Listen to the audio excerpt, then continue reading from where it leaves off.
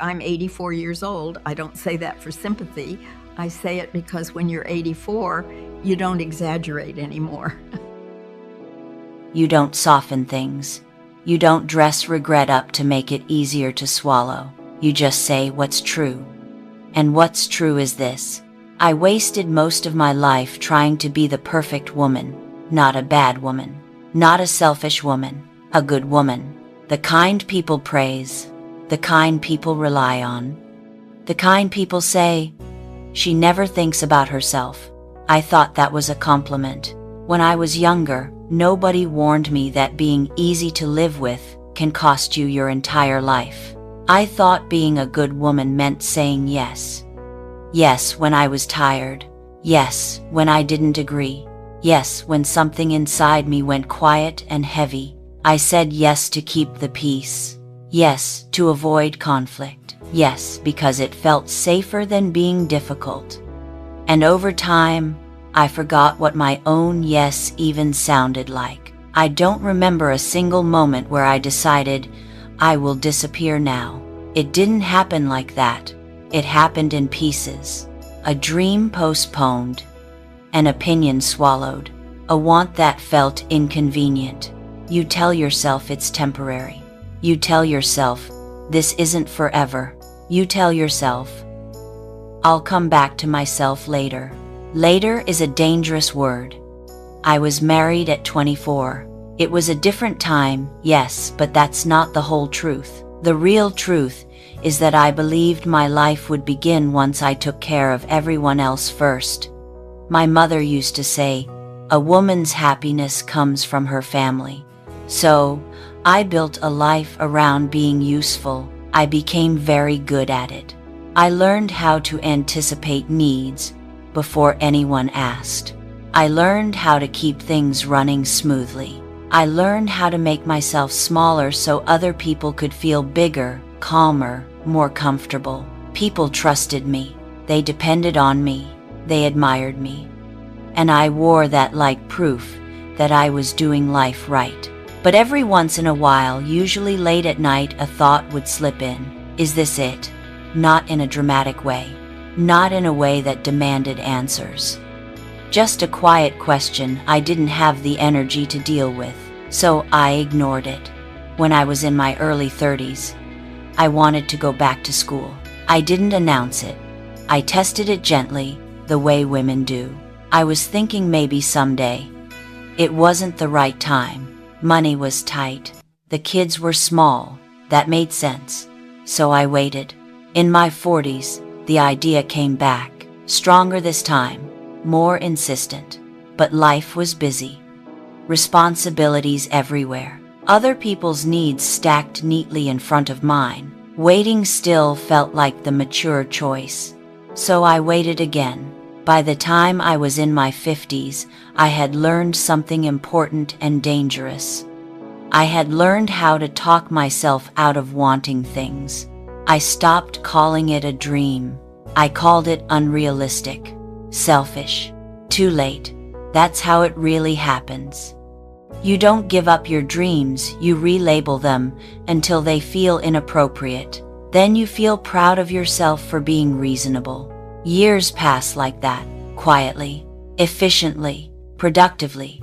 And then one day, you're older than you expected to be, and you don't remember when you last chose something just because you wanted it. My husband died when I was 78. I loved him. This isn't a story about blame. But when he was gone, something unsettling happened. I didn't just lose him. I lost my role. I woke up one morning and there was no one to organize my day around. No one to anticipate. No one to put first. And I realized I had built an entire identity around being needed. Without that, I didn't know what to do with myself. That was the part no one prepares you for. People talk about grief, but they don't talk about the panic of asking, who am I now? For the first year, I drifted. I filled time. I kept busy. I stayed respectable. But inside, there was a hollow space I couldn't ignore anymore. One day, standing in front of the mirror, I had a thought that stopped me cold. I have lived longer than I have left, and I don't recognize myself. That thought will rearrange you. I started replaying moments. All the times I waited, all the times I chose later, and suddenly, later was gone. That's when I understood something I wish I had learned decades earlier. No one ever comes to give you permission to live. Not your husband, not your children, not your parents, not society.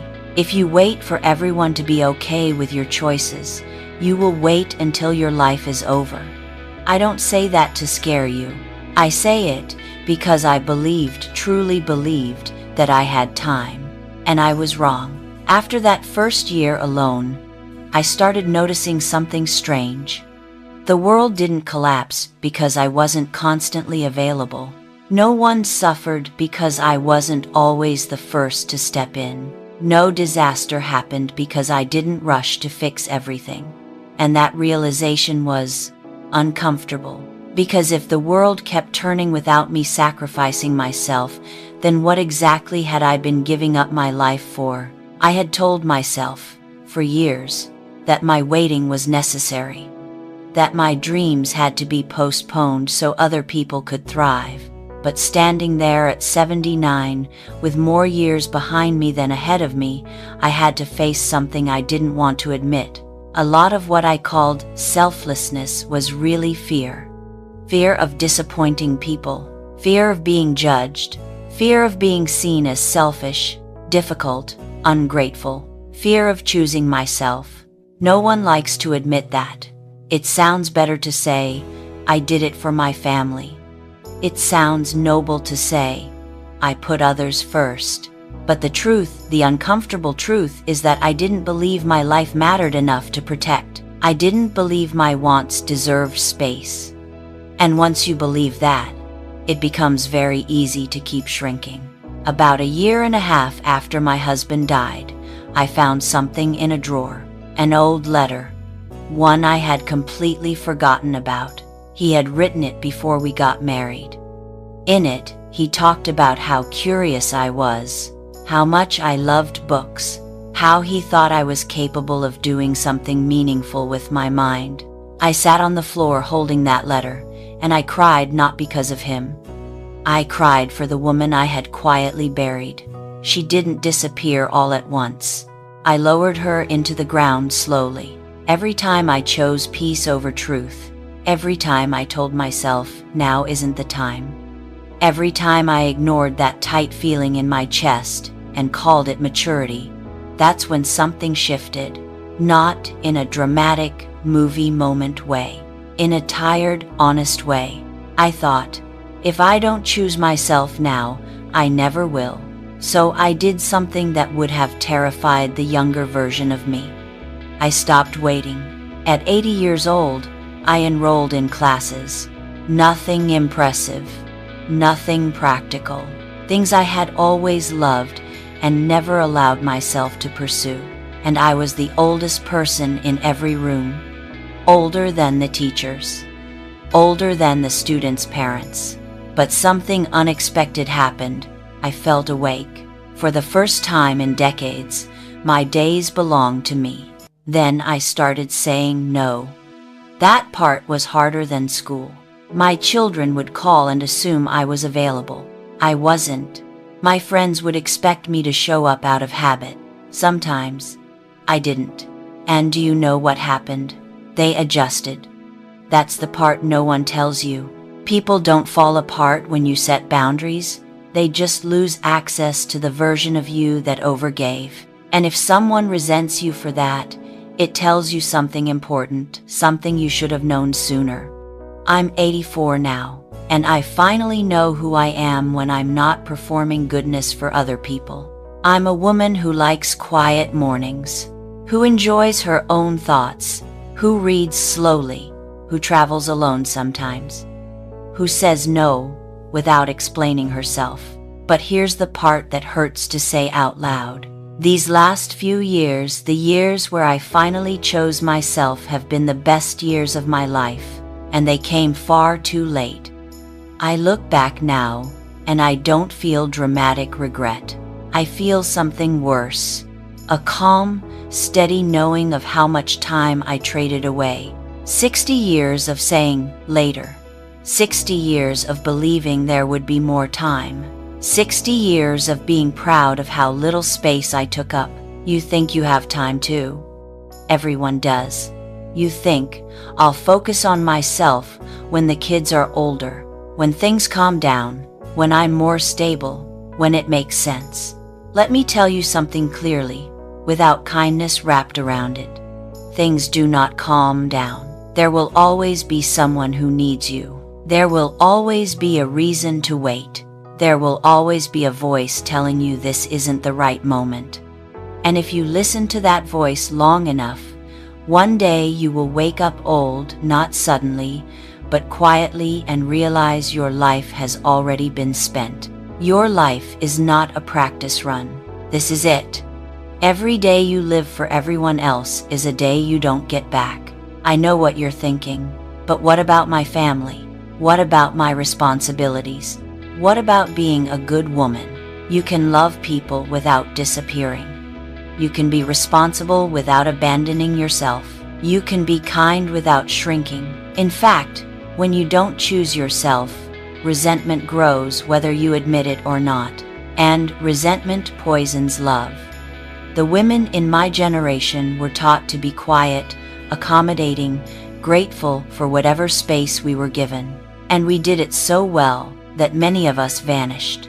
You don't have to repeat that. You have choices we didn't believe we had. Opportunities we were afraid to take. Don't waste them trying to be perfect. Perfection is a trap that rewards you with applause and emptiness. There will always be someone disappointed in you. Someone who thinks you've changed. Someone who wants the old version of you back. Let them. The only person you have to live with for your entire life is yourself. When you look in the mirror years from now, will you recognize the woman staring back at you? Not because of how much you gave, not because of how much you endured, but because you lived honestly. I look at younger women now, and I see myself. Tired, capable, quietly waiting, and I want to stop them and say, please don't wait until you're my age to realize you were allowed to want things. You were allowed to take up space. You were allowed to choose yourself. I learned that lesson at 80. Don't learn it that late. Your younger self is watching what you tolerate. Your older self will live with the consequences. I'm 84 years old. I've only been living for myself for a handful of years, and they've been the fullest years of my life. You still have time, but only if you stop waiting for permission. Only if you stop putting yourself last. Your life is happening now. Not later. Not when it's easier. Not when everyone else is settled. Now, what are you going to do with it? If this feels uncomfortably familiar, share it. Not for me. For the woman who still thinks she has time. The permission was never coming. So take it. Now, go live. And thank you for listening.